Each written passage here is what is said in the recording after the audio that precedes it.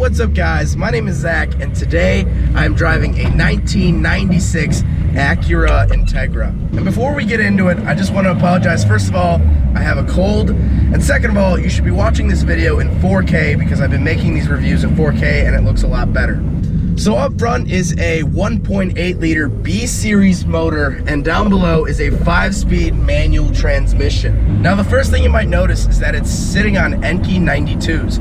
And I actually made a video of us putting those wheels on the car. This car is owned by my good friend Felix, and I really like the look of them. I really want to put them on my first gen RX-7 if possible, if I can find them in the right bolt pattern. So let's talk about that motor. Well, it's a Honda engine, so you know it's always going to work, and it's a B series motor, which isn't the top of the line. It doesn't have VTEC, but it still produces a fairly decent punch to those front wheels. Let's get a good clip of that B series motor.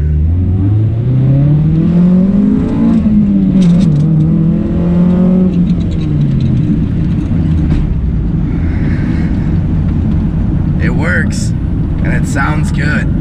Attached to that B series engine is the 5-speed manual transmission, which feels like a pretty solid transmission. Although the bushings are pretty bad in this trans, it still feels pretty tight.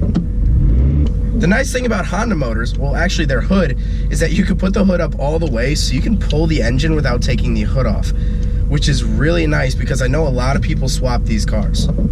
The other thing is that these cars will redline to nearly 7,000. The redline's a little bit before 7,000, which is pretty fun. If you guys know, I have a first gen RX-7 which revs to 7,000, and just revving it up is so fun. But all in all, this is really an upgraded Civic with a different skin. Granted, I like the way it looks. I think these cars look pretty cool, but it really is just an upgraded Civic. I have to compare this motor and really this car to a school bus. And what I mean by that is, no, it's not as slow as a school bus. No, it's not big and yellow. What I mean by that is it will always be there. You know, going to the bus stop, you walk every morning knowing that a bus is gonna be there. But you're not the proudest of riding the bus. It's a little bit cooler to drive your own car to school. But still, it works, and it will be there day after day after day after day. Cold starts, warm starts, -10 degrees or 110 degrees. This thing will be there, and that's kind of the charm of this car, which I'll get to in a second. So let's talk about the interior. Well, the interior is pretty basic 90s, if I'm honest. The cloth seats look very 90s. You get climate controls, and that's really it for buttons, which is really nice. I like that really clean dashboard. It does have pull-out cup holders, but they don't really do much. You're not even gonna get like a Gatorade in there, like one of these like regular ones. You're not gonna fit it in there. The one interesting thing about this car specifically is that you don't need a key to start it. It has 2 switches for the clutch and fan, and then you hit one button and it turns on, which I think is really, really cool. The car has back seats, but again, unless you're a midget, amputee, or child, you're not gonna fit back there. Other than that, this car actually does have power windows, which is a nice feature, and you get a very tiny clock on the dash. Gauges are pretty standard, but I like the look of them. No complaints there. And of course, the sunroof, as you can see, doing its job today, it's actually creating like a greenhouse effect. And I'm getting really warm filming this review, but you know what? It's for you.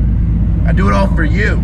This car also does have cruise control, but it's way over to the left, which is kind of out of the way, but it's nice that it at least has it. Now, I'm not super familiar with Integras, but I was told that this dashboard isn't cracked, and that's pretty rare. A lot of dashboards you'll find are cracked. That happens with a lot of 90s cars. Because of safety regulations, they had to make plastic dashboards so they don't impale you if you get in an accident. There are a few downsides to the Integra, one of which being its front-wheel drive. Now, I know a lot of you Honda people will probably defend that it's front-wheel drive, and I'm not saying I hate front-wheel drive. I just find that sports cars are more fun when they're rear-wheel drive. That's all I'm saying. That's my personal opinion. I just like rear-wheel drive. Another downfall of the Integra is the rust. This car is from '96, and as you can see, it is starting to rust out. Which, granted, it's a 21-year-old car.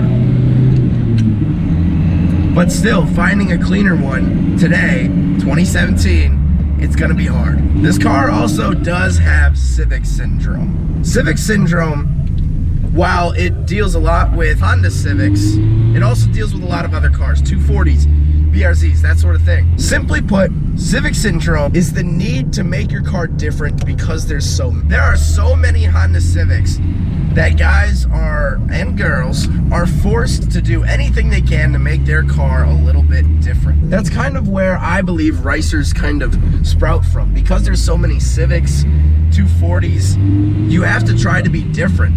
If you paint your Nissan 240SX pink, it's been done before.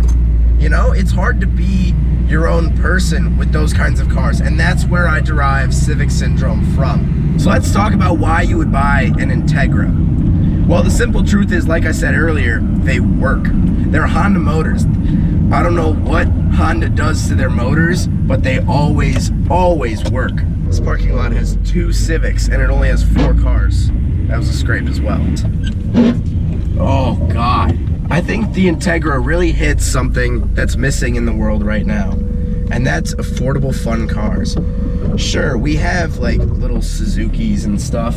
Time out, I'm gonna scrape. We have little affordable cars, but they're not fun, and the manual gearbox is going away. So I think this car is cheap, fun, and will work. That's the key component. This car will work, and it does work. Not to mention, these things are really easy to work on. So if you're an enthusiast who doesn't know a whole lot about cars but wants a first car to kind of tool with, if you can find a good Integra, I'd say go for it. I just realized my voice is completely different. Is it more attractive? How about now? So overall, would I buy an Acura Integra? Yes, I would. They're fun little cars to work on. It's nothing serious. I wouldn't keep one of these cars as my lifelong project car. I would want to do that with an RX-7. That's just my thing. But a fun little car to just kind of zip around in, throw some wheels on, lower it a little bit, and call it a day. It's good for that. And I love it for that. Well, I hope you guys enjoyed the video. Don't forget to rate the video, comment on the video, and subscribe if you really liked it. Take care, guys. Goes aside from my soul.